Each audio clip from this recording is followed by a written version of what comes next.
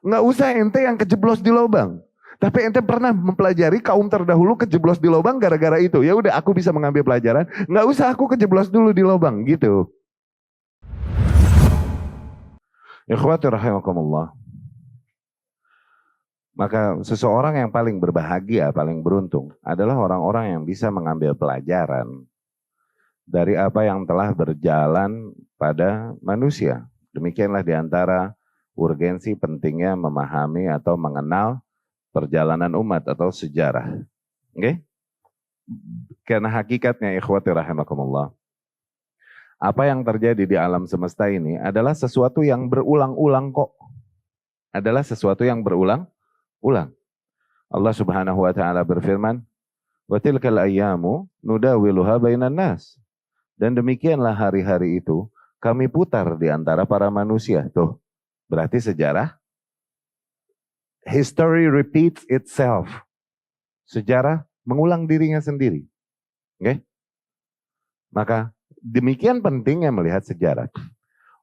Orang-orang yang berakal dan memiliki basirah dari Allah Subhanahu wa taala, mereka melihat dan mereka dapat melihat mana jalan orang-orang yang selamat dan mana jalan orang-orang yang celaka.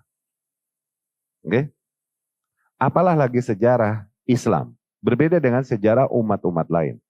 Kita adalah kaum yang bahkan di dalam perkara sejarah nggak sembarangan. Di mana kaum lain yang menyampaikan sejarah mereka dengan sanad. Nggak ada, kita doang. Bahkan sejarahnya pakai sanad. Bukan hanya dalam rangka menjaga perkataan nabinya Shallallahu Alaihi Wasallam, tapi peristiwa-peristiwa sejarah yang terekam dan terjadi dan dikhabarkan dari zaman ke zaman pun pakai sanad. Karena apa? Karena itu diantara nanti menjadi diantara bentuk petunjuk yang bisa diambil oleh manusia dari apa yang telah terjadi pada orang-orang terdahulu. As-sa'idu man wu'idha bi ghairih. As-sa'id man wu'idha bi ghairih. Orang yang berbahagia itu adalah orang-orang yang bisa mengambil pelajaran dari apa yang terjadi pada orang lain. Nggak usah ente yang kejeblos di lubang. Tapi ente pernah mempelajari kaum terdahulu kejeblos di lubang gara-gara itu. Ya udah aku bisa mengambil pelajaran. Nggak usah aku kejeblos dulu di lubang gitu.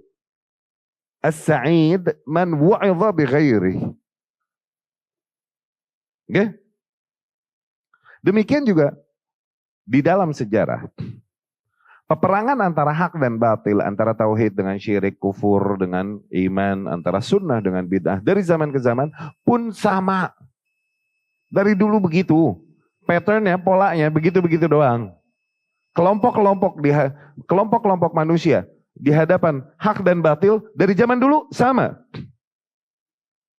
Entah kelompok yang mengambil barisan emang ahlul hak, fix, totally. Entah orang yang mengambil barisan emang ahlul batil, fix, totally. Atau barisan ketiga, barisan burem. Oke? Entah berangkat dari awam yang belum tahu apa-apa, sehingga akhirnya hanya ikut apa yang umum berjalan pada manusia. Entah aslinya orang yang udah mengenal hak, cuman kalah oleh syahwat dirinya, karena hak sedikit keuntungan dan maslahat duniawi yang didapatkan di situ. Tuh, akhirnya ikut ashabul burem. Ya, selalu di hadapan hak dan batil orang-orang tuh bisa digeneralisir. Orang-orang di hadapan hak dan batil tuh hanya orang-orang itu aja udah. Kelompok-kelompok itu aja, mau dinamain apa lagi. Di setiap kejadian. Demikian juga yang terjadi di dalam fitnah khalqul Quran. Antara manusia yang menegaskan bahwa Al-Quran memang kalamullah dan bukan makhluk. Bersama para imam-imam ahlus sunnah, terutama Imam Ahmad bin Hambal yang akhirnya jadi dikenang dengan tinta emas namanya setelah zaman fitnah itu. Allah muliakan dia. Tidak mungkin seorang muslim lebih banyak mendoakan rahmat bagi Imam Ahmad daripada mendoakan rahmat buat bapaknya sendiri. Tuh, setiap ngaji Imam Ahmad rahimahullah, Imam Ahmad rahimahullah. Dari tadi ana belum bilang Badr bin Ahmad Bahjari rahimahumullah, ana belum doain rahmat buat abah ana tuh dari tadi. Tapi sama Imam Ahmad berapa kali ana bilang rahimahullah. Muslim, para penuntut ilmu mendoakan rahmat itu.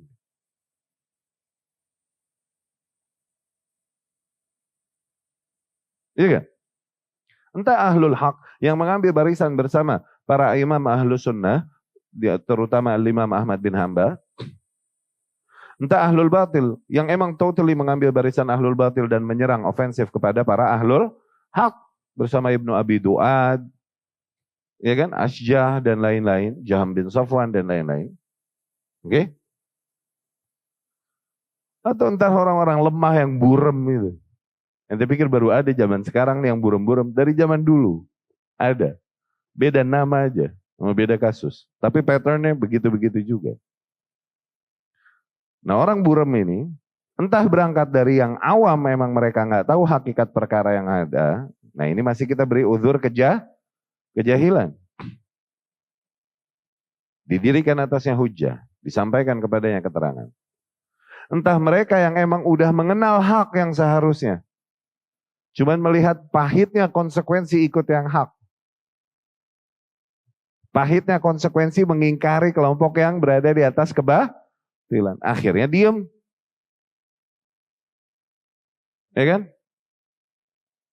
Dari zaman ke zaman demikian.